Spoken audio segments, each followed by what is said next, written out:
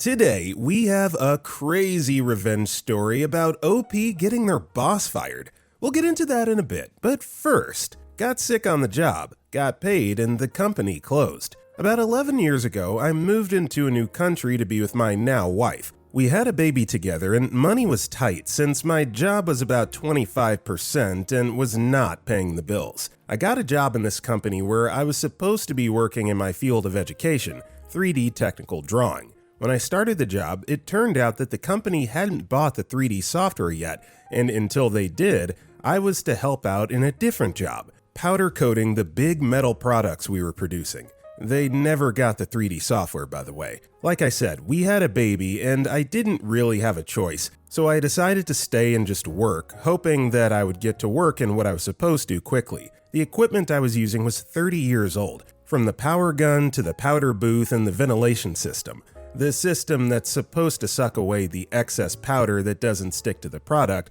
and trap it so it doesn't get released to the air in the operator. Me breathes it in. On top of that, the room where this is being performed was a semi-underground concrete room with a tiny window, and the filter was leaky as heck, so every time I turned on the ventilation, the whole room filled with powder. I did have a mask I was supposed to have on, but there's no way of having it on for an 8-hour shift. And the battery didn't last that long anyway. I complained to my boss about this many times. He's the owner of the company. I told him about the filter, the old system, the tiny window. I even asked for a fan, which I had to buy with my own money. He just said over and over that the company had no money for all these upgrades, as he called them. I'll just point out that while this was happening, he upgraded his house, built a brand new cabin, and drove a brand new Mercedes. All this happened over 6 years. The owner of the company was old, around 70, and didn't want to keep working, so he kept trying to bring managers to take over, but they never worked out and he had to pay them out. That's another thing he always had money for, around $10K to $30K each. Over the years, I talked to my colleagues about these issues, and they told me nothing will ever happen. Other people who work there, the company existed for 50 years, have tried getting upgrades to the machinery and he never allowed it. He took over after his dad died. After around 5.5 years of breathing this stuff, I was in a really bad place. I was coughing like a super heavy smoker. I never smoked. I was so tired the whole day I fell asleep driving home. When I came home, I just collapsed on the sofa. I was around 27 years old at the time, and would not wake up until nighttime or the next day. Black around the eyes, constant headaches, etc., etc. I contacted my doctor and told him everything, and he sent me to a department at the hospital that deals with work-related injuries and sickness. They tested my lungs over a few weeks period and consulted previous tests I took. The company is obligated to send the workers to a yearly checkup here, and concluded that I indeed have lung damage. Prolonged exposure to epoxy-based powder coating has caused permanent damage to my lungs and caused all the aforementioned issues. The specialist doctor told me I was not allowed to return to that room ever again. I'd booked a meeting with my boss and had my union rep with me. Another thing I didn't mention is I've been searching for work for the last few weeks and have secured a new workplace already. In the meeting, I told my boss everything that's happened and he still refused to take any responsibility. He insisted that everything is fine with that room and system and the next person they would hire would use it. He said I did a very good job when I was at work, but I was sick a lot. I wonder why. I left the same day and never looked back. I also sued his insurance company and received compensation from them. On top of that, I now receive a monthly stipend from the government. Nothing major, around $100, but it's still helpful for the rest of my life. My petty revenge came a month or so after. I got a phone call from one of the guys I worked with asking if I was willing to come in for a day to train the guy they hired because he couldn't figure out how to do the job. It's not a very complicated job, but you need guidance to do it right. Not to mention all that crappy old machinery is finicky as heck and takes getting used to in order to get good quality product. A few months after the company closed, he had to sell it at a loss because of his bad management. He would ignore customer complaints, go on vacations when we had problems, treat employees badly, lie to both employees, the government, and clients. I feel bad for the other guys who lost their jobs.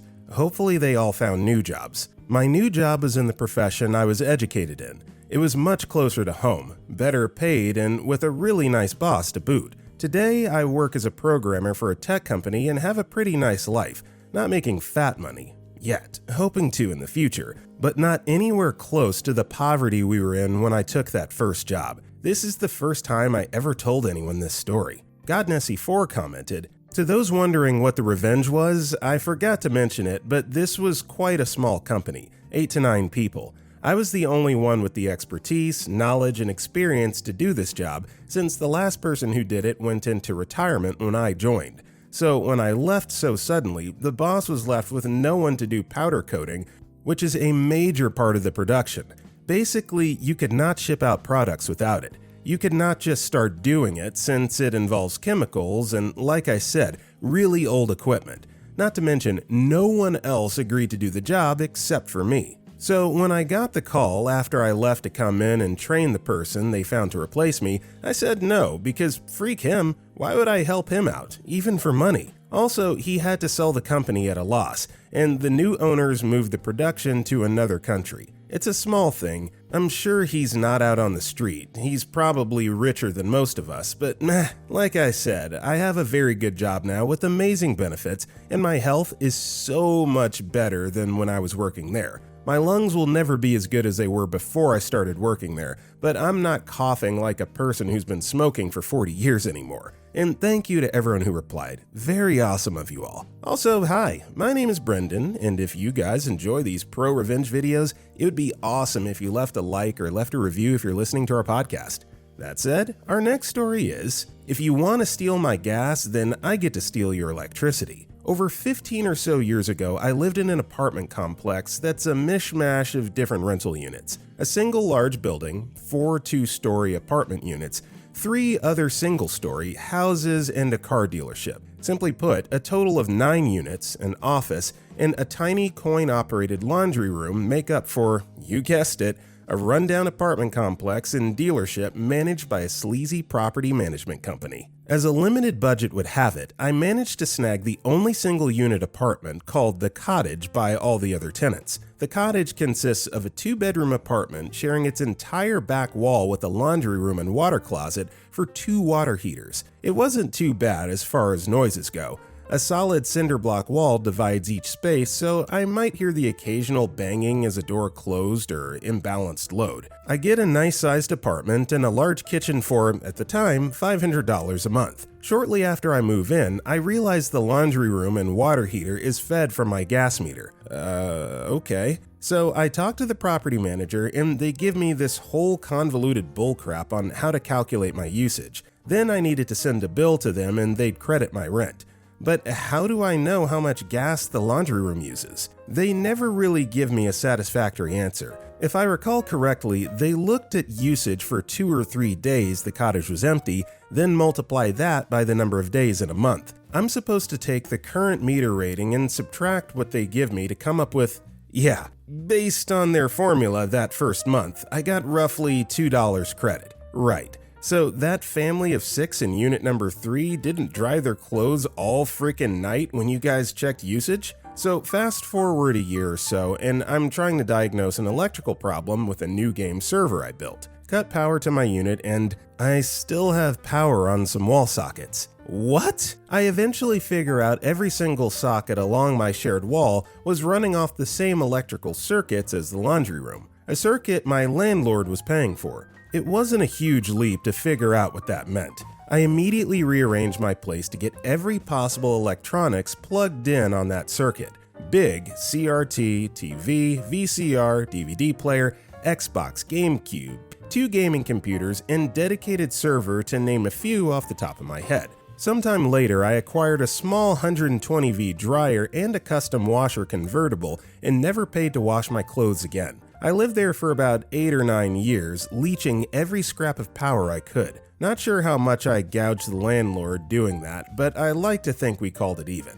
Our next story is Petty Revenge on a Pro. Many years ago, I worked at a newspaper and occasionally I'd work at the front desk. It was at the peak of the popularity of classified advertising and I lived in a regional Australian mining town. Every Friday afternoon, we'd get a rush of local regular escorts come in to place an escort service advertisement for their weekend trade. For context, in Australia it's legal to advertise escort services in a newspaper, but not outright prostitution, I think.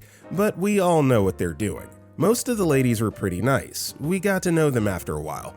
They brought in fairly good advertising business for us. They were all generally really friendly and just trying to make a living. Being in a newspaper, we had pretty strict deadlines to meet. But if one of the ladies was late, and if we wanted to, we could talk the production manager into making an exception and try and squeeze them in, because placing the ad meant a whole weekend of work for them.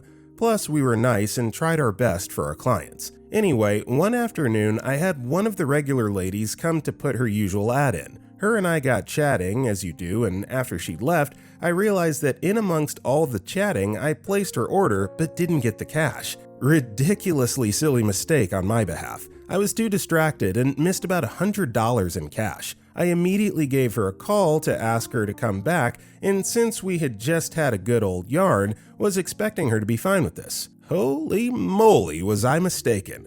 She accused me of being a liar, called me every horrible name I'd ever heard of, and then hung up. Wow, I had to explain my mistake to my manager. Fortunately, I had a pretty understanding company and I didn't have to pay it back, but did get a warning for it. A week later, on the following Friday, our regular routine of escort ads came through. And who came rushing through the door just after 5 p.m. wanting to place an ad for weekend trade? Old Love, who'd ripped me a new one the week before. Old Love begged and begged to put in her ad late, telling me about how much work she was going to miss out on if I refused. She was only 2 minutes or so past the deadline, but I just told her that we couldn't do that anymore, and she'd just have to be more careful in future to be on time. Her free $100 ad probably cost her 10 times as much in lost weekend work. She sulked out the door pretty miserably. She was pretty polite talking to me following that and always came in on time. I continued to help the nice ones when I could though. Our next story is, Brother Got Petty Revenge on Me, Wholesome. I, 15-year-old female, went to the gas station, bought chocolate for me and my mom, got home, gave a little bit to my mom, and then my brother asked me for a piece. I said verbatim, "Sorry, I didn't get any for you." He looked sad, but walked away. A few hours pass and I walk out of my hidey hole, aka my room, and walk into my mother's room. She's on the bed eating her chips and my brother is on the ground eating his. I walk over saying, "Ooh, you got some chips, yay!" And I go to reach down and he grabs the bag, smiles at me and goes, "Sorry, I didn't get any for you." And we all died laughing. He ended up getting some chocolate after that, and I'm sitting here eating chips while I write this. Rex Smith is a girl commented, "My older sister is very bossy.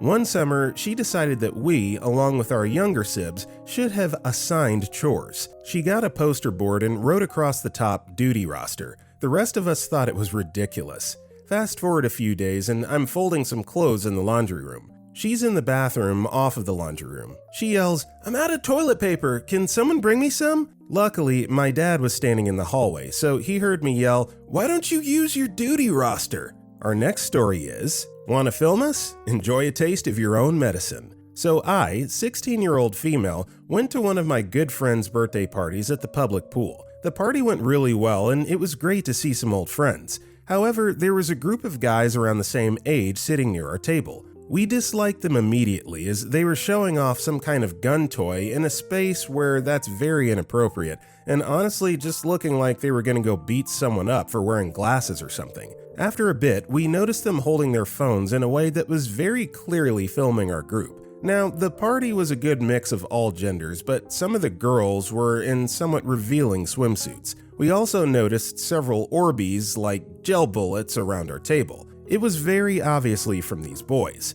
During cake, a plan was formed between me and several of the more devious people at the party. Once celebrations were complete, we all whipped out our phones and pointed them directly at the boy band. I kid you not, at least 5 of us were literally standing in a line, phones directly pointing at their group. Most of the phones weren't even on, and my camera has been broken forever. We stood there for quite a while, and I admit, watching them squirm and try to get away from the pure vengeance of a bunch of tick teens was hilarious. All of us were completely prepared to take this as far as necessary, but we stopped after another member of the group initiated a splash fight. Our next story is Petty Revenge That Backfired. There was a minor incident and my husband's sister was offended. We apologized, but that was apparently not enough and she kept her distance.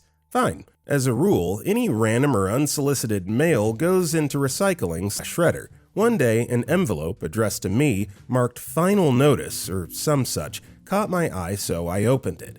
It was an invoice from a charitable organization, Children's Cancer, basically chasing me down to honor my pledge, which was weird because I only donate through personal connections, i.e. sponsor a friend or whatever. So upon further inspection, I see my name and address along with her, sister-in-law, phone number, and I realized what happened. She had received a solicitation phone call and signed me up as a donor, knowing they would harass me. So as the impasse continued, my mother-in-law tried to intervene. She just wanted all her kids to get along. I explained to her that sister-in-law clearly wasn't interested in putting it to bed, as she was still pulling crappy stunts, and showed her the invoice. The kicker was sister-in-law's father-in-law was battling cancer himself, so the whole family turned against sister-in-law. Sucks to be you, vindictive sister-in-law. Our next story is the customer who tipped a fake $100 bill. This is not my story. This happened to my friend.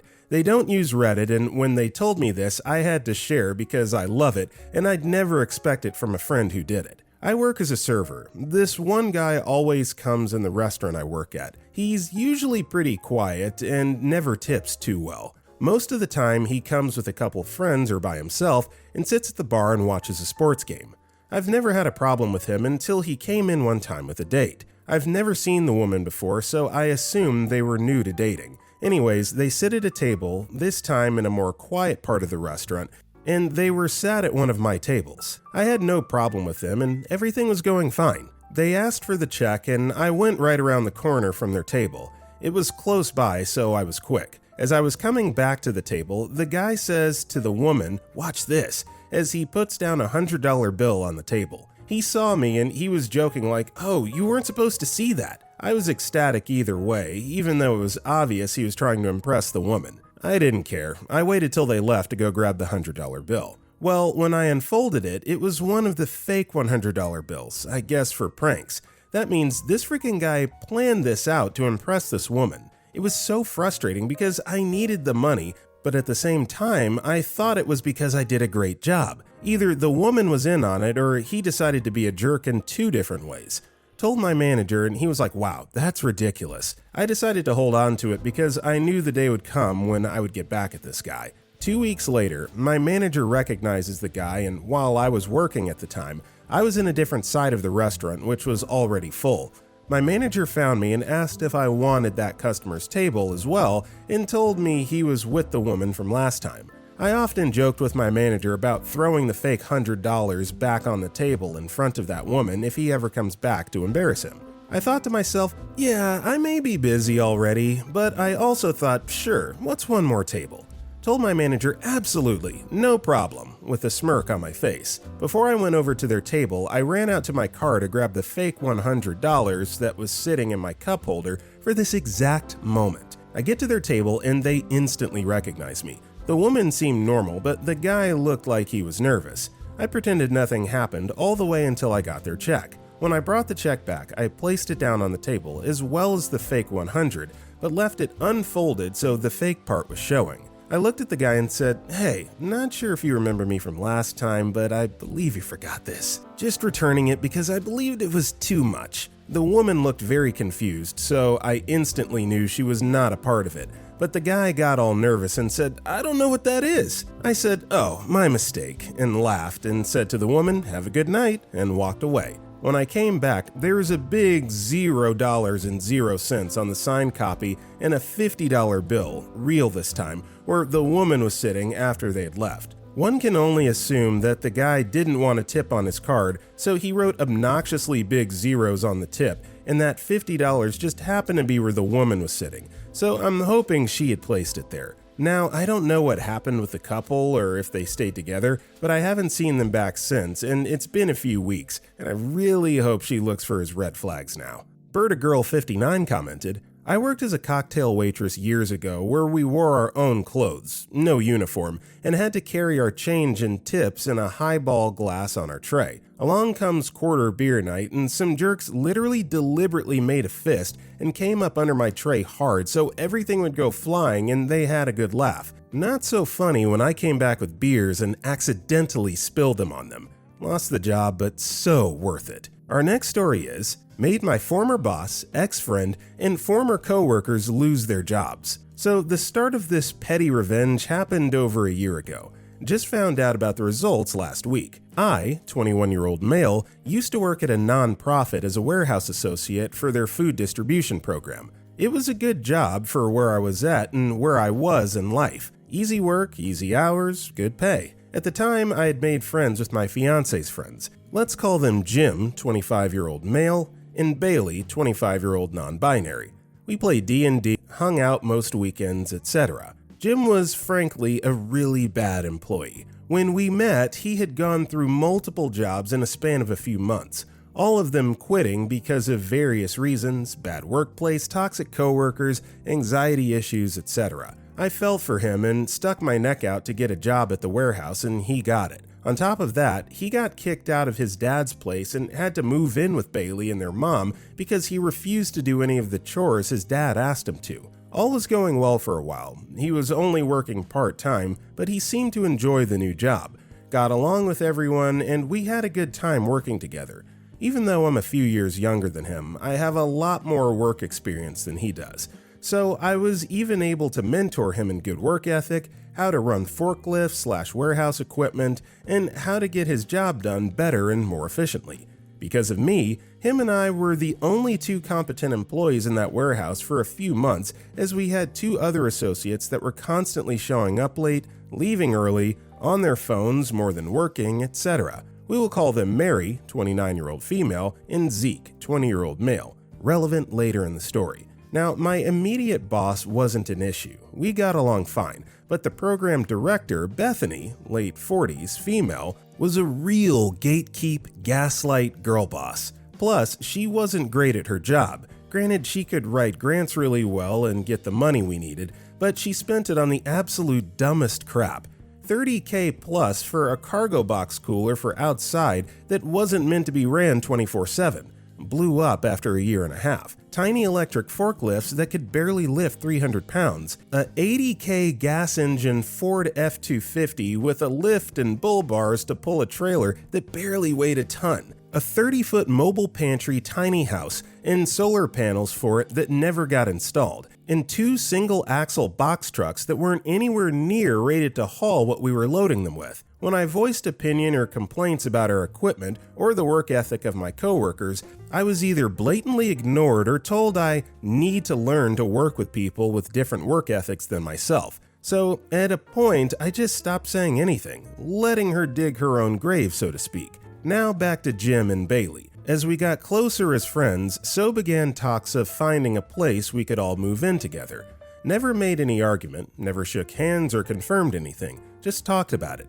Then, out of nowhere, my older sister brought up moving in with her 3 hours away to her town, where my fiance and I could finally get out of our hometown and make better money. She even agreed to pay majority rent, first, last, and any fees till we got on our feet. So of course we agreed and started job searching.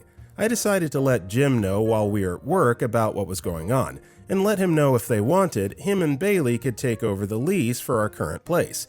Nothing fancy, a studio basically, but a house on a quarter-acre 5 minutes from the warehouse, and the rent was about 40% lower than anywhere else in town for the same amount of space. Jim seemed to take it fine, said that he would let Bailey know, and that was that. The next thing I know, my fiance is getting her phone blown up with calls and texts saying we're freaking them over, and I was a misogynistic jerk for talking to Jim at work instead of talking to both of them at the same time. Also, decided to tell my fiance I was manipulating her into ruining their friendship and moving away. At that point, I decided to end the friendship between myself and them, but told my fiance she was her own person and could make her own decisions on the matter. She, after a few days of thought and more angry texts now attacking me and my fiance, decided to do the same. I tried to talk to Jim at work about it all, but he told me he didn't think it was the appropriate place to do so, in a very passive-aggressive manner. So I just dropped the matter entirely and kept doing my job.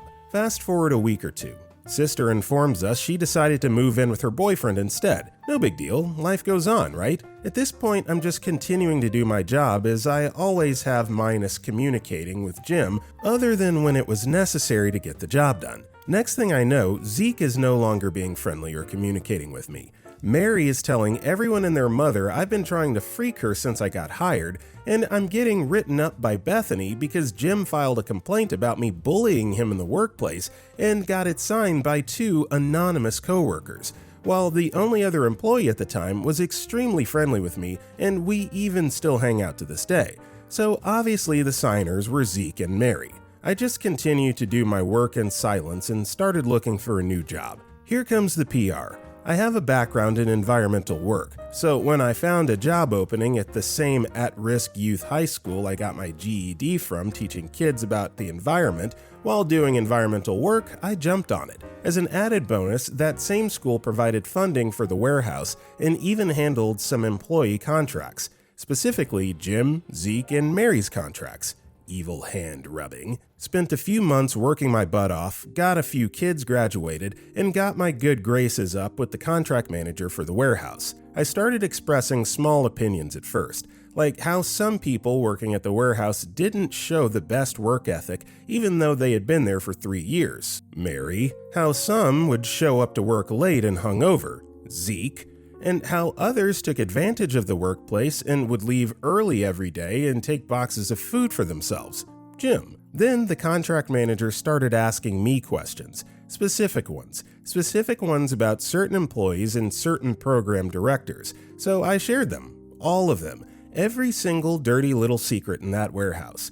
This post is already long enough, but trust me, there were enough things to tell her about Zeke, Mary, Jim, and Bethany to write a frickin' novel. She just wrote them down and I never heard an update.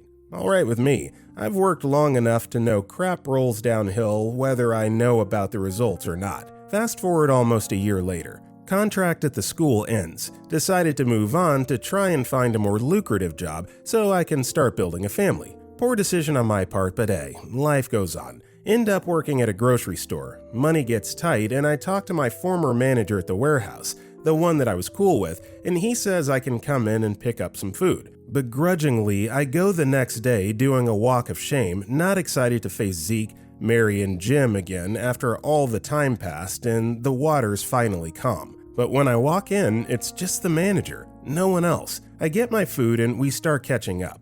Turns out the crap rolled downhill and turned into a whole crap slide. Bethany got investigated by her boss about her spending so hard she resigned.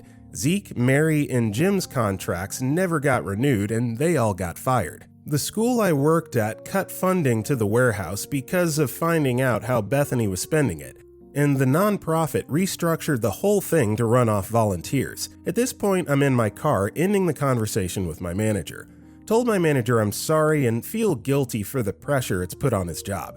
He asked why I felt guilty. I just shrugged and said, oh, no reason. Smiled at him and drove off with a few boxes of free food and the world's biggest crap-eating grin. Also, as I type this, I'm filling out paperwork for a job that's covering relocation to a new town and is paying $10 more an hour than the school paid me. With that being said, that's all the time we have for today. If you enjoyed today's video, drop a like and comment below, and if you want to check out our other videos, click the video on the right.